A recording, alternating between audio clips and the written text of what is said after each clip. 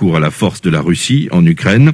On en parle avec Aïssata Tall Sall, ministre sénégalaise des Affaires étrangères. Elle est l'invitée de Charlotte Idrac. Bonjour Aïssata Tall Sall. Bonjour Charlotte Idrac. Que se sont dit les présidents Macky Sall et Vladimir Poutine lors de leur entretien téléphonique? Cet entretien téléphonique a eu lieu à l'initiative du président Macky Sall, qui a pensé que, en sa qualité de président de l'Union africaine, de membre d'un continent tiers à ce conflit, qu'il était possible qu'il s'adresse au président Poutine pour lui demander s'il était possible qu'il accepte un cessez-le-feu durable en Ukraine. Au nom non seulement de la cause humanitaire, de la cause des droits de l'homme, de la situation que cela pourrait engendrer sur le plan politique et de la géopolitique mondiale. Et l'entretien a été très respectueux l'un de l'autre. Et est-ce que le président Poutine a répondu à la demande d'un cessez-le-feu durable en Ukraine? En tout cas, il a promis au président Macky Sall qu'il ferait tout pour trouver une solution dans le dialogue. Il a été très attentif. Il n'a pas fermé la porte. Est-ce que le sort des citoyens africains bloqués en Ukraine a été évoqué? Le président en a parlé déjà. Il avait sorti un communiqué pour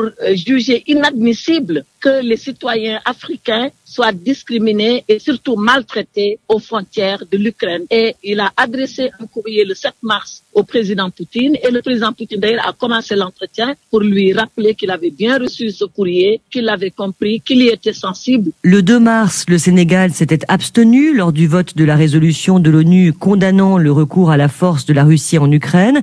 Alors pourquoi cette position? C'est une position de principe du Sénégal. Quand il y a eu la situation en Crimée, le Sénégal s'était abstenu. Le Sénégal a une doctrine et une jurisprudence sur le plan diplomatique. Et voyez-vous, lorsque la situation a requis que le Sénégal vote contre la Russie au Conseil des droits de l'homme à Genève, mais le Sénégal l'a fait en toute liberté, en toute indépendance, parce qu'alors il avait considéré que cet exode massif d'Ukrainiens et d'autres ressortissants d'autres pays vivant en Ukraine était devenu quelque chose d'intolérable. C'est ce que nous appelons notre diplomatie de souverain.